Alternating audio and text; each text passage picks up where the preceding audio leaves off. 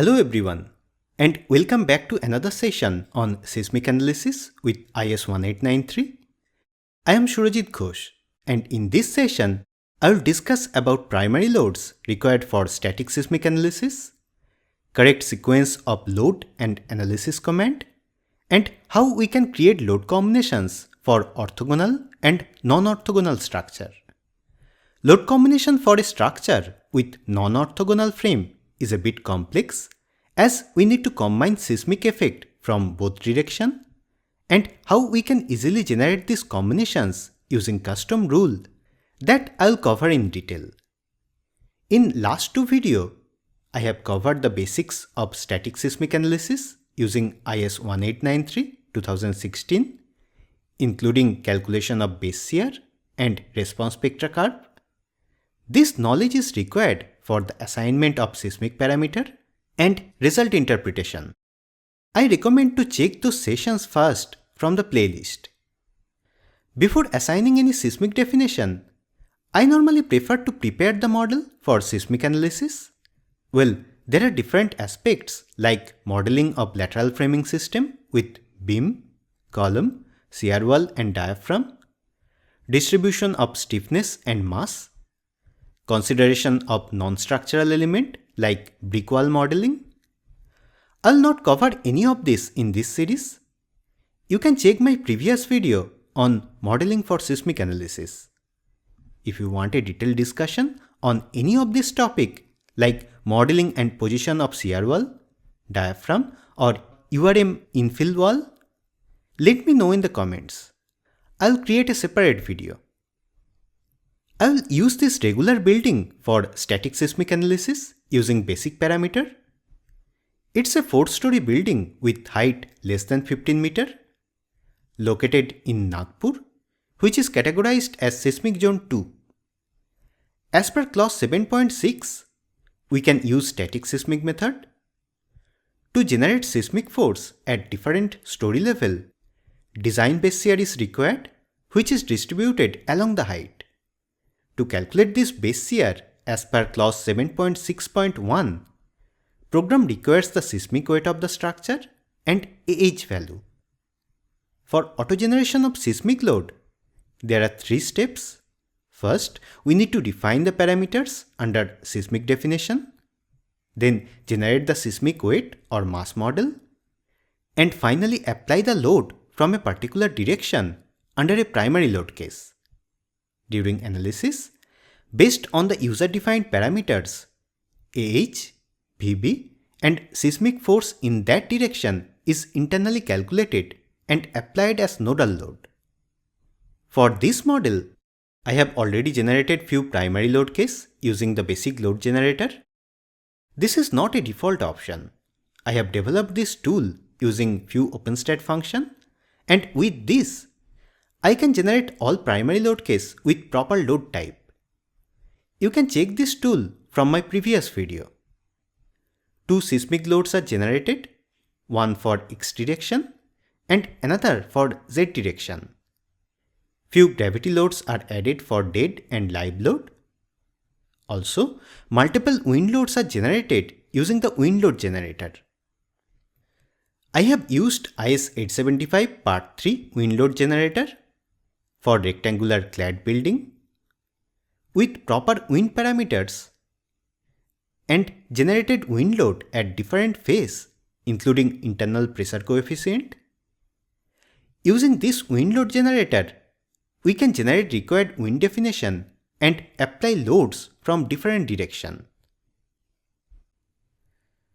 By the way, these are just a blank load case, and seismic load can be added only after the definition is created. For static seismic analysis, seismic load must be defined under first few primary load case. I am not sure why, but this rule is hard-coded, and if any other load is added before a seismic load case, like a gravity or wind load, then analysis will be terminated with an error. Also, each seismic load should be followed by a perform analysis and change command. If these commands are not added after any static seismic load, then there will be a warning. Do you know why these commands are required? Seismic loads are generated during analysis, and once the results are known, program forgets about the load value and proceed for the next load case. For any repeat load case or any iterative analysis where primary loads are required for reanalysis, like steel section optimization using select command, program requires the seismic load data. If this is not accessible, then program throws an error message. In such case, program needs to retain those generated load values, and this can be ensured using a perform analysis and change command. As you can notice here, I have created couple of seismic load case, and after each load, perform analysis and change command are assigned to retain the load data. Under clause 6.3.2.1, code suggests that seismic load must be applied from different orthogonal directions separately. That's why we need to generate two primary load cases, one for each horizontal direction, and for vertical earthquake effect, another primary load case is created with load type seismic V. Vertical earthquake is not considered in this model. It will be covered later. Maximum 8 static seismic load case is allowed in a model. If it is greater than 8, then analysis will be terminated with an error. This number is valid only for static load. No dynamic load case is considered in this list. Next, I want to discuss about the load combinations required for seismic analysis. For member design, we need to combine a lateral load with gravity load, and the combination factor for seismic load should be considered from relevant design code. For concrete structure, table 18 of IS456 is used, and for steel structure, table 4 of IS1893 is used.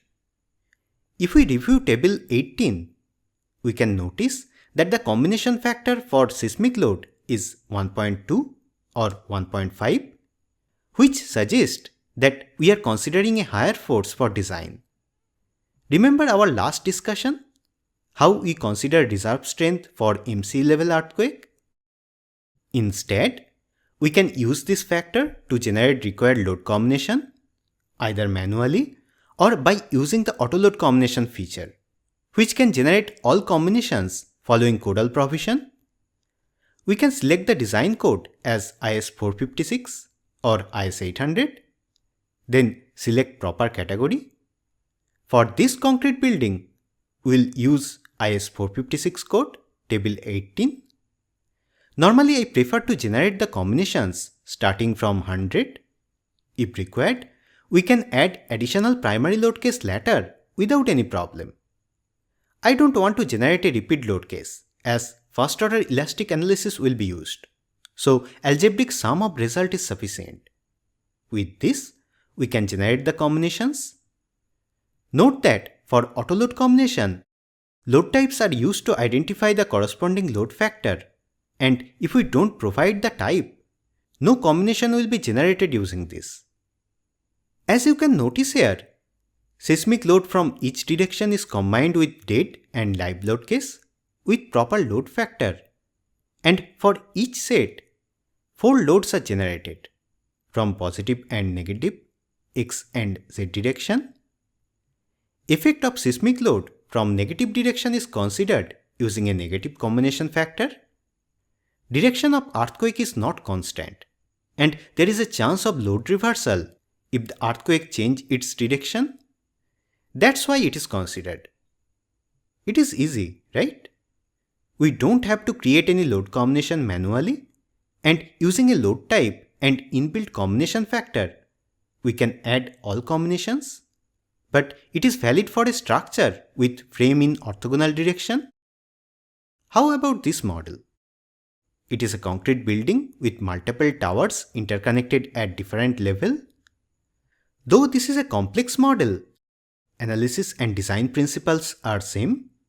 But if we consider seismic analysis, there is one major difference with the previous model. There are multiple members and lateral frames which are not in the orthogonal X and Z direction. Under clause 6.3.2.2, code suggests that for a non-orthogonal framed structure, we need to consider the combined effect of seismic load from different direction.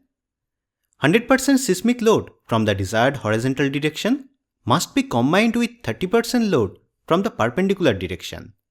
So we need to combine load from X with 30% load from Z and vice versa. Not only that, all possible load directions must be considered using positive and negative factor. For example, consider seismic load from plus X direction. For non-orthogonal frames, we need to create two separate combinations. First one to consider load from X plus 30% load from Z, and another one for load from X minus 30% load from Z. Same for Z direction, with 100% load from Z and 30% load from X. Consider a simple combination, 1.5 dead load plus 1.5 seismic load, and let's find out how many combinations are generated for non-orthogonal structure. First, basic load combination, 1.5 dl plus 1.5 SL and 1.5 dl minus 1.5 SL. Then X and Z directions are considered separately. This generates 4 combinations which we have used for orthogonal structure. For non-orthogonal structure, we need to replace SLX with SLX plus 0.3 SLZ and SLX minus 0.3 SLZ. Same for seismic load from Z. With this, for each direction, 4 combinations are generated and all total 8 combinations are required. Same logic is followed for combination 1.2 dead load plus 1.2 live load plus 1.2 seismic load and 0.9 dead load plus 1.5 seismic load. It is not possible to create these additional combinations using autoload combination, as it considers each horizontal seismic load from different direction as same entity. Load type is same, seismic age. We can manually generate this, but it is really a time-consuming task. For a large model with several dead, live and earthquake load, manual load generation is not a good solution. There is an alternate way to handle this. Using custom load type and modified combination rule, we can define the load type of first earthquake load as seismic age, and for other direction, we can select any unused load type which does not affect any other calculation. There are 24 load types. Dead, live and wind type are already used in the model. We cannot use snow, dust, ice and crane hook type, as these are used during mass model generation. Except this, we can use any other load type. For this model, I will use load type soil in the Z direction, as it is not used anywhere else. Next, we need to include this load type in the autoload combination and specify correct combination factor. Do you know there is an option available to edit any existing combination rule or add a new one? This window is modified in the recent version of STAAD. Here we can find all relevant rules for load combination, like for Indian code, we can check the combination factor for IS456 code. These factors are considered from table 18 and used in the previous model to generate the combinations. We can edit this.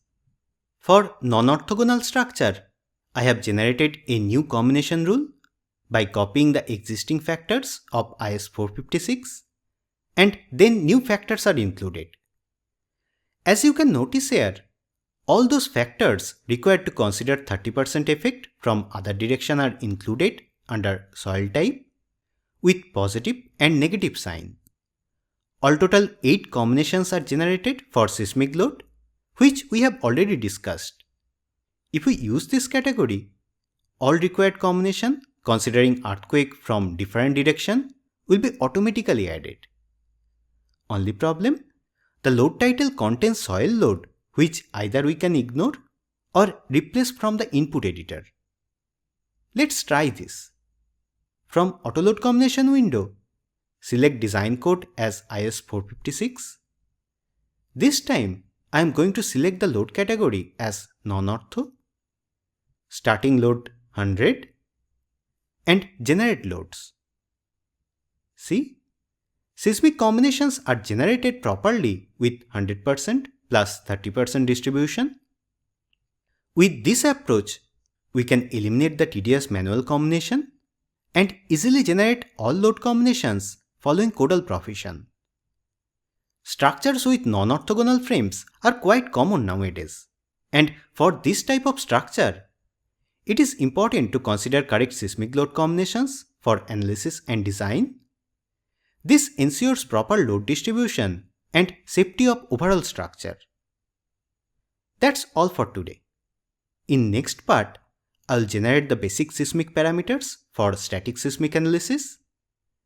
Thanks for watching.